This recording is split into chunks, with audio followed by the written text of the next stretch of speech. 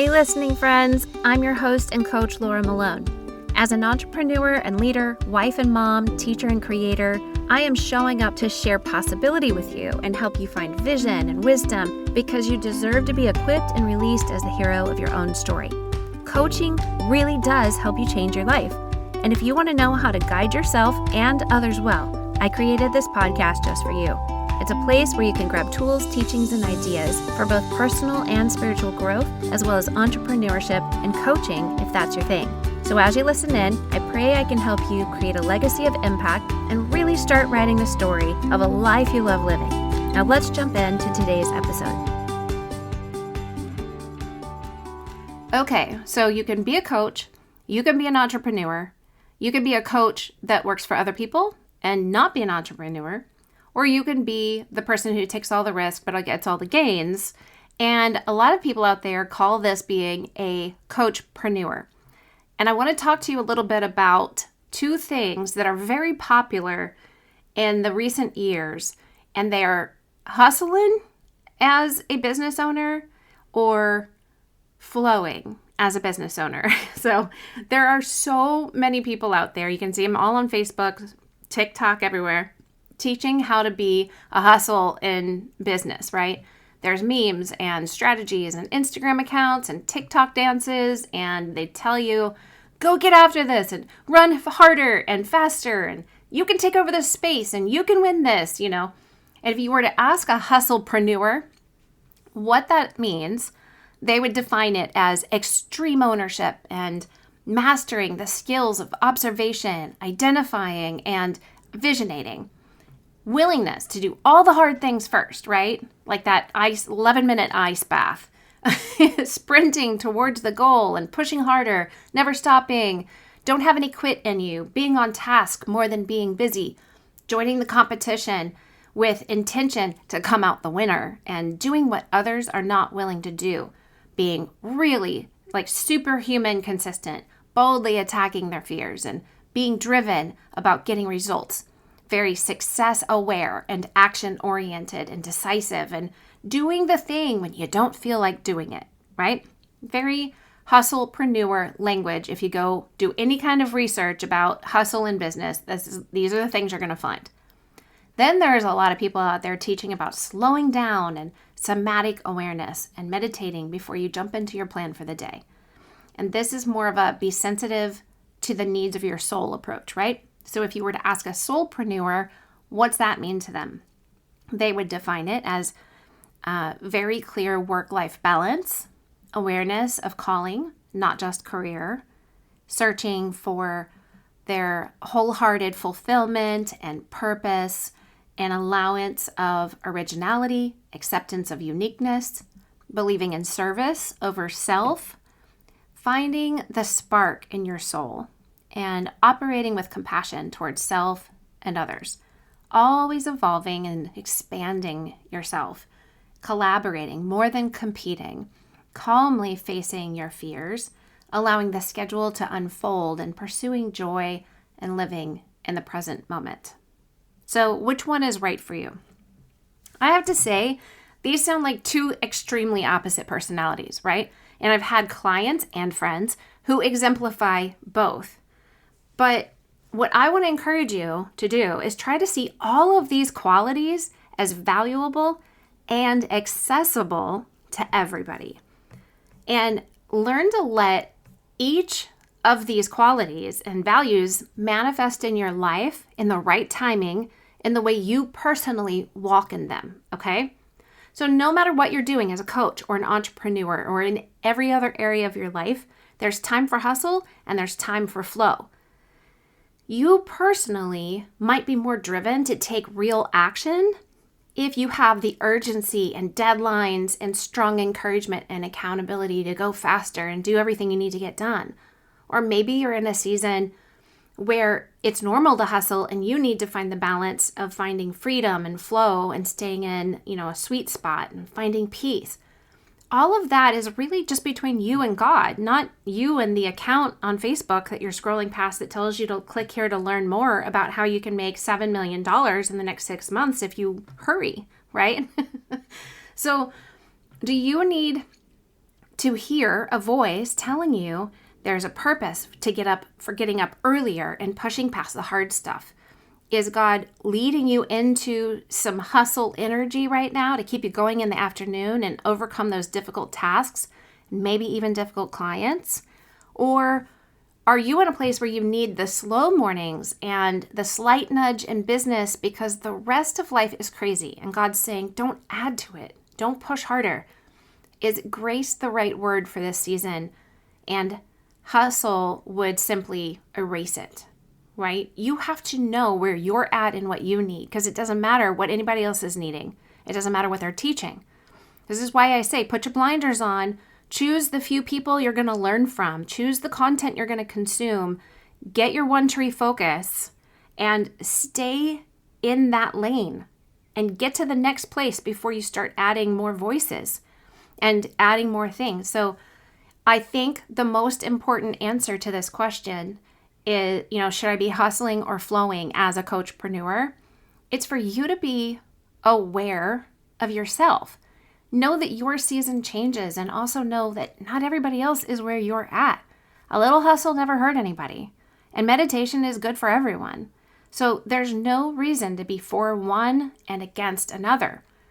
And honestly, let me be your coach for a second. Let me be a teacher and an encourager. The more areas of your life where you're using energy against things drains from you all of the energy you need for the areas you need to be for. Okay? So the more areas of your life you're using energy to be against something drains you of the energy you need to be for something. Do you hear me? That applies across the board. Decide what you're for and stop living from a perspective of everything you're against, right? Get vision for the horizon and stop focusing on the shore you're paddling away from. So maybe you're in a Facebook group made up of hustling women, right? Hustlepreneur women, but you're also in a Facebook group with soul-sensitive seekers, right? Who cares? Can't you just be where you need to be today without anything or anybody being labeled right or wrong? Just get what you need, leave the judgment out, don't let it drain you. Let there be fruit to find wherever you go, and let the people who are passionate about being in those places simply be. That's not yours to do. I think that there are seasons when you should challenge yourself and really hustle to get moving and get results. I've done this when I'm trying to create a course or an offer and I want to get it out in the world ASAP. And sometimes I paint myself into a corner to get things done because the sense of urgency and the deadline and the drive can really help me take actions on things that otherwise I'd be procrastinating about.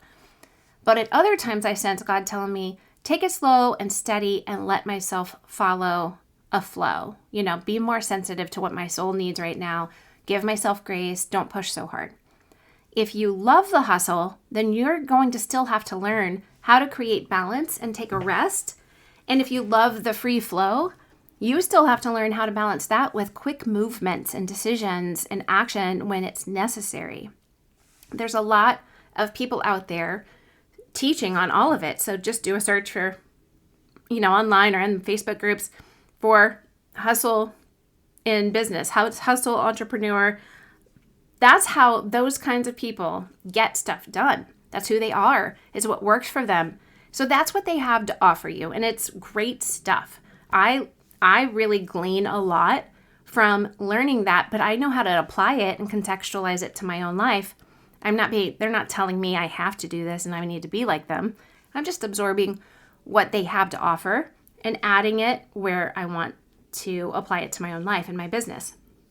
Then there's the soul-sensitive types that they really appreciate the individual movement and awareness that works for them, usually focusing on like holistic growth and holistic, what's the right word,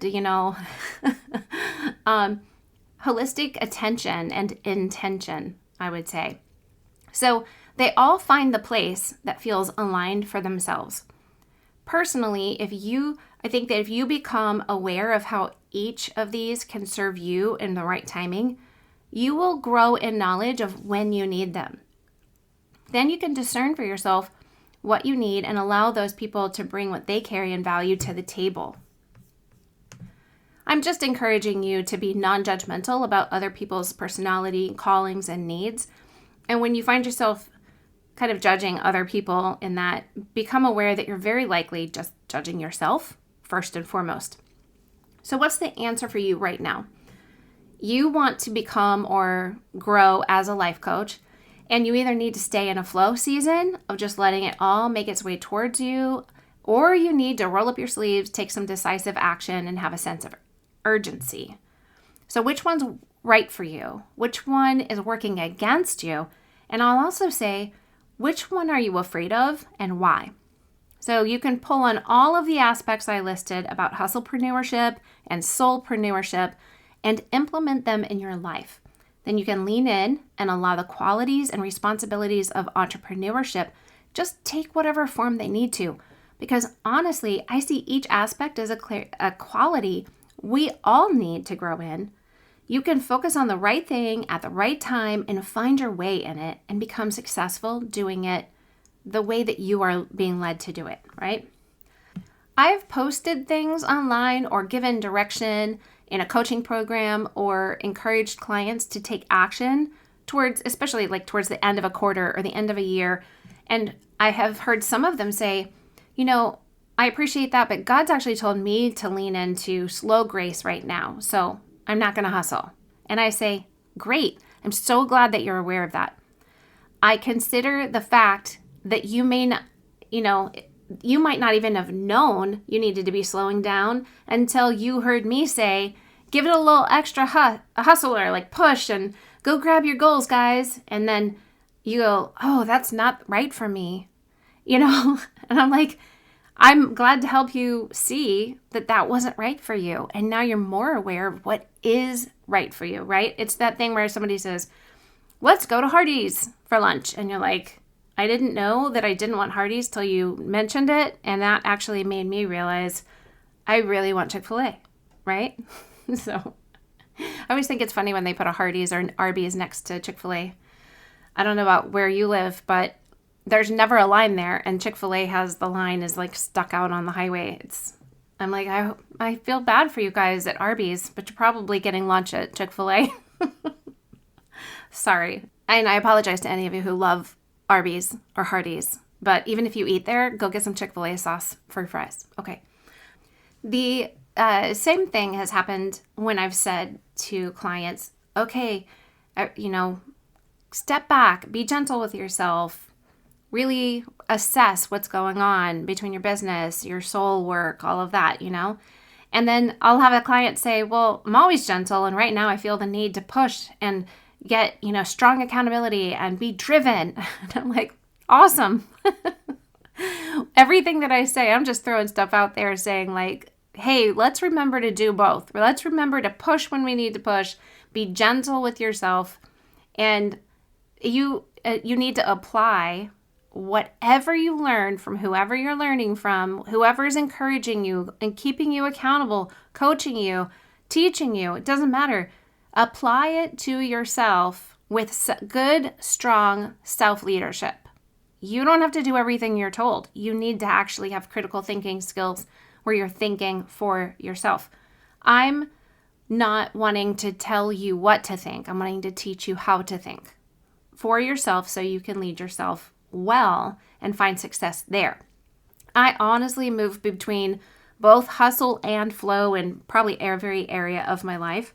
Some seasons are, I would say my personality is more given to flow, and I have to actually encourage myself to hustle when my business needs me to. Because when you're an entrepreneur, it's not always about you. Shocker of the day. Sometimes you want to flow, but your clients or your business require you to start hustling a bit, right? You have to show up for your people, and you have to show up in your business, and you have to become committed and get out of your feelings and push through sometimes.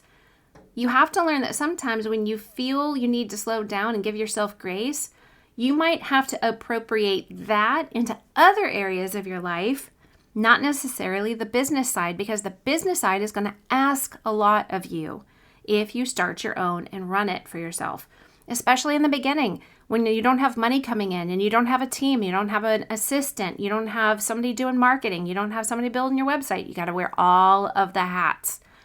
So that is a place where you can set some boundaries and say, I hustle from this time to this time. I hustle this day to that day. I don't have social media on my phone. I have a separate phone for social media and work things that only gets turned on Monday through Friday from 8 to 4. Whatever you need to do, you can put flow into some of your life and hustle into others. And then sometimes you're going to find yourself on the other side of the spectrum wanting to hustle and hurry and feeling really good about it. Like, this is who I am, this is what I want to do. But you're going to hear Holy Spirit whispering to you, come aside, rest, lean in, let me do the heavy lifting, be more gentle right now with yourself, right? So let God lead you in the way that's most fruitful for you right now in this season. And sometimes that is just a day or a week season. And allow it to change based on the season and the needs you have in it. Let the ebb and the flow of entrepreneurship needs show you how to lead yourself and follow God, because it's going to work out. And Isaiah 30:21 says, this is the way, walk in it. Just listen to him. Let him show you what the way to walk in really is for you. Now, I want to remind you to get on the wait list for the Called to Coach Creative Mastermind, because I'm literally waking up in the middle of the night so excited about it and dreaming with God about all the things we can do together in this mastermind.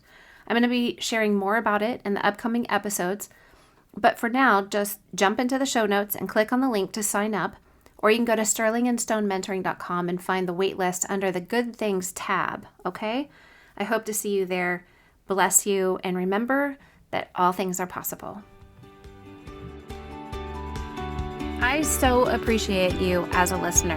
And if you are looking for a community of like-hearted believers who love all things coaching, be sure to jump into the Christian Life Coach Collective Facebook group. Do you think you might be called to become a certified Sterling and Stone Life Coach? Well, learn more about the Greenhouse course, where you can get trained in just 10 weeks to start building the foundation of your coaching practice. All the links you need are in the show notes. Happy story making!